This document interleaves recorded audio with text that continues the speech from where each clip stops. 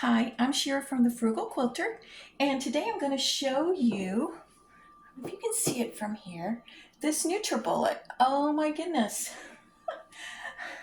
It's the item I didn't know I needed, but yeah, I needed it. Excuse me a second while I take a sip of tea.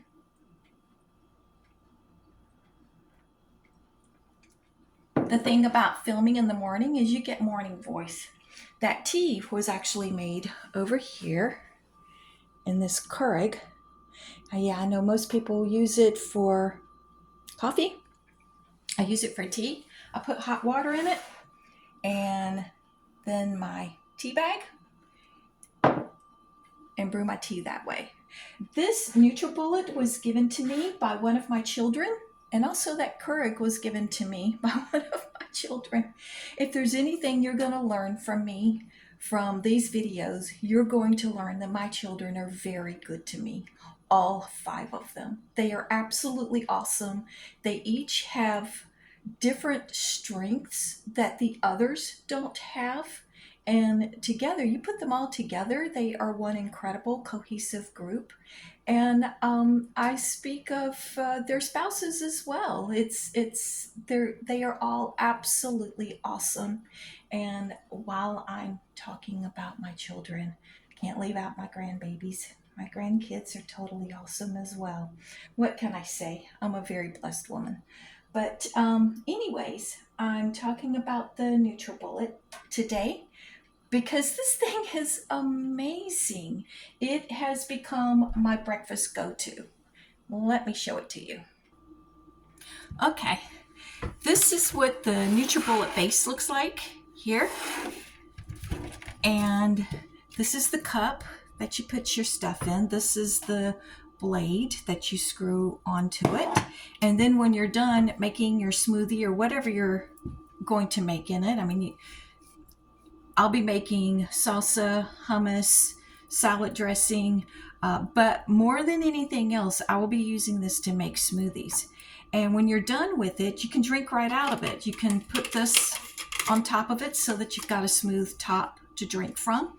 Or my personal favorite attachment is this right here, because you can make your smoothie and then you can cover it up, and this here, it snaps down and then you can pull it up and you've got your spout. You can drink from it, but you can also snap it down if you're on the go.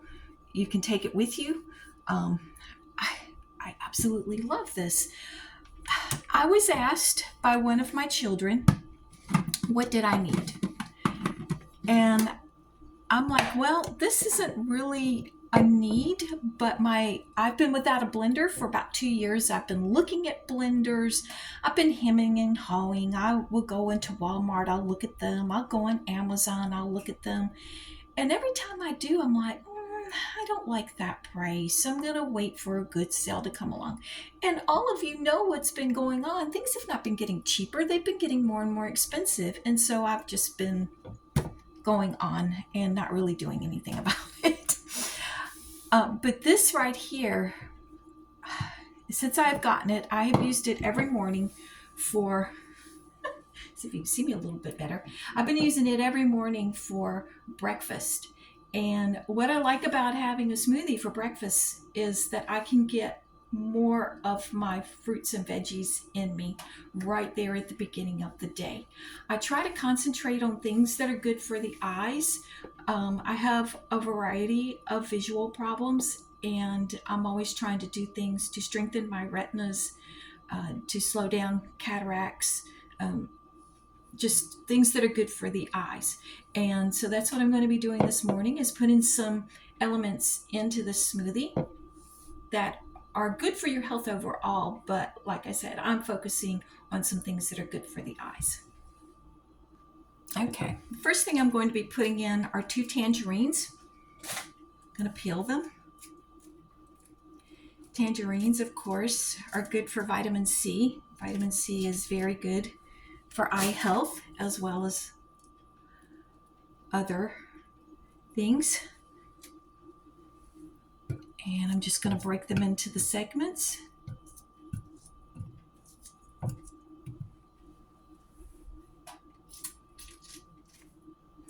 This is not a specific recipe that I've gotten from anyone. Actually, this is just my own recipe. I made this yesterday and I really liked it. You can find all sorts of smoothie recipes. When I go to the store, I'm going to be buying ginger so that I can put some fresh ginger into my smoothies. I also want to buy some frozen peaches. I saw a recipe for a peach smoothie and I'm like, oh yeah, I definitely want a peach smoothie. So I'll be buying some frozen peaches. Fresh peaches aren't that good this time of year. And I want to get some ginger. Ginger is good for your digestion. That's why I want some ginger. And next I'm going to put in a little bit of frozen kale. Actually, these are collard greens. Kale, collard greens. I'm going to put a little bit of that in there. Get some green stuff in me. This is very good for the eyes.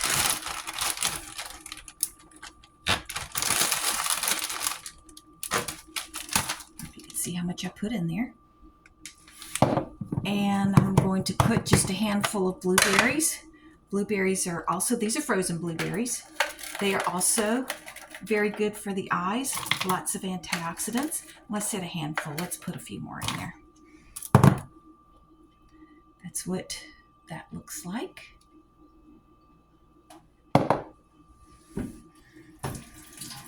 I've got blueberries all over my fingers.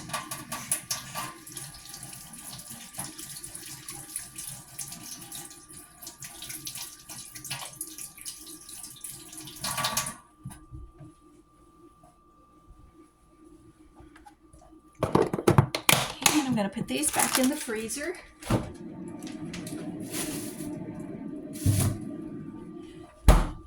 Now this next thing I'm putting in here, I have not seen a recipe that does this, but I'm sure somebody out there somewhere does do this. I'm adding just a little bit of oats to it. Just a little bit.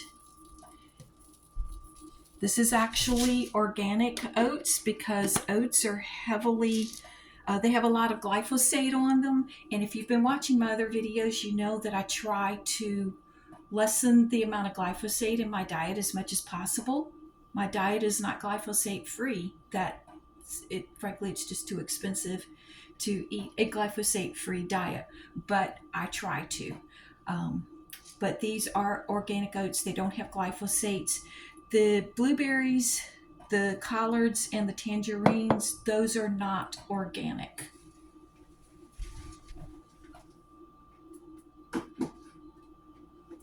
The reason why I'm putting some oats in there is to get a little bit more protein. And then, last but not least, I'm putting some soy milk in it. And this particular soy milk is also organic. It's 9 grams of protein per serving. As you can see, I'm not measuring. I don't know, what am I putting in there? Half a cup maybe. If it doesn't look like that's enough, I'll add more. The reason why I like organic soy milk, I try to make sure that the soy, any type of soy that I consume, I try to make sure that it also is organic.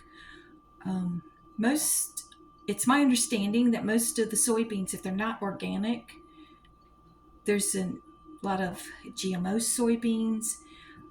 I can't remember. There's some other things I read about soybeans in the past too. I don't know if glyphosate is used on it or not.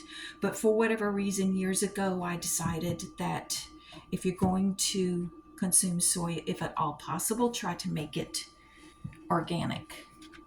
And then you just take this. I don't know if you saw, I screwed the blade onto the top of it. And then you just invert it and line up this with the little holes on all the sides. plug it in, and this is where the magic happens. This is so much simpler than a blender. It is amazing.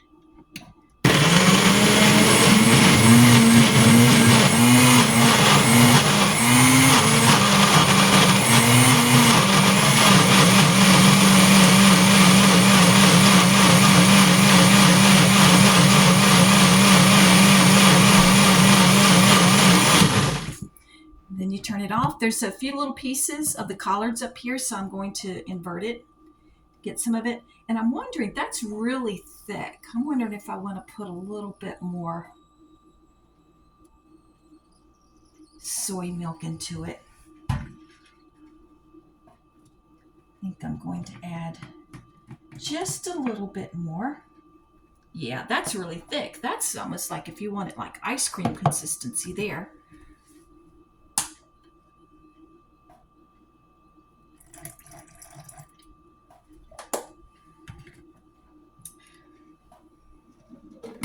I know some people put ice cubes in their smoothies, and according to the instructions for this Nutribullet, you can do a little bit of ice cubes, but you can't like fill it up full of ice cubes. You would need a different product for that. Because I'm using frozen items in here, I don't want the ice cubes. That's just my personal preference.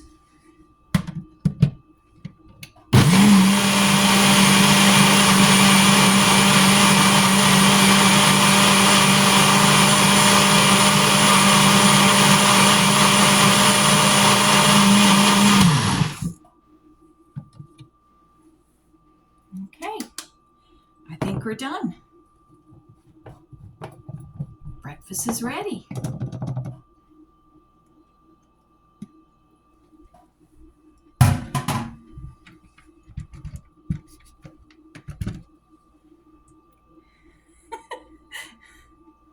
I guess it doesn't have the prettiest color in the world. Looks almost more like chocolate.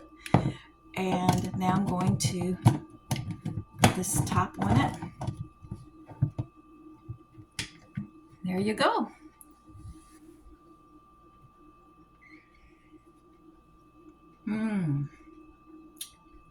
Oh, that's so good. If it wasn't sweet enough for me, I would add a little bit of perhaps maple syrup, maybe a little honey. I don't have any honey here, so I would add just a pinch of maple syrup, but that's plenty sweet for me. That is really good, and I'll be drinking on this until it's gone. Probably take me an hour to consume it because I'll just sip on it while I'm doing my thing. It it feels really good this morning because we've been hot. I don't know about what the weather's been in other areas of the nation. I know some areas of the nation are really having a hard time right now. My heart goes out to the people in California. It sounds like they are really having a lot of trouble with flooding. And I know there's snow in other parts and this, that, and the other. Right here in my neck of the woods in North Carolina, oh my goodness, we have been enjoying some incredible weather. The last 3 days we were in the 70s. Yesterday we were 75 degrees. I'll take it. I'm not complaining. We're right here at the end of December. I'm not complaining at all. But I think we're going to be more like normal today, normal temperature, which would be in the upper 50s. So, but right now in my apartment, I still have leftover heat from yesterday. So having this here, something cool, is feels good to me this morning. I actually almost turned my fan on last night when I went to bed. Um, Being the frugal individual that I am, uh, my family members and my close friends, they all know that in when it's hot weather, which is, the majority of the time around here is air conditioning season. I only use air conditioning when I'm working. That's it. And at night, I use a fan. When I'm not working, I use a fan, multiple fans, whatever. And that helps keep my electric bill down. And, um, you know, I, I, I have plans to work into my 80s. So I guess I'll always tell myself that I have an excuse to use air conditioning. Uh, but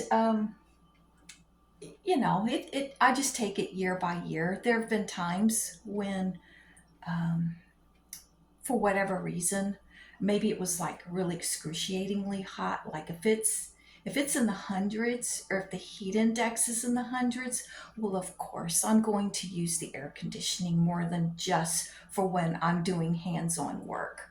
So there are times that's not a hard, fast rule for me. But as much as possible, I only use air conditioning just when I'm working, and that does help my electric bill.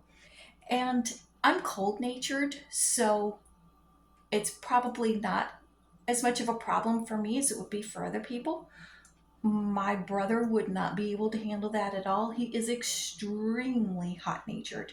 Now, he lives in central Virginia, and they get snow every year. They usually get snow multiple times a year. And he goes out and he snow blows, whatever those things are, snow blowers, I think you call them. You don't really see that in my neck of the woods, so maybe I've got the terminology wrong. He uses that thing and he shovels and so forth. He does it in shorts and a tank top. Now, his neighbors probably think he's weird or something. I don't know. But that's how hot natured he is. But, but, anyways, I'm not that hot natured, so it's not that big of a deal for me. But it is a little bit warm in here this morning, so this cold drink with the frozen stuff, I'm going to like it. Well, I've been rambling long enough. I hope you guys have a good day, and thank you for watching. Bye bye.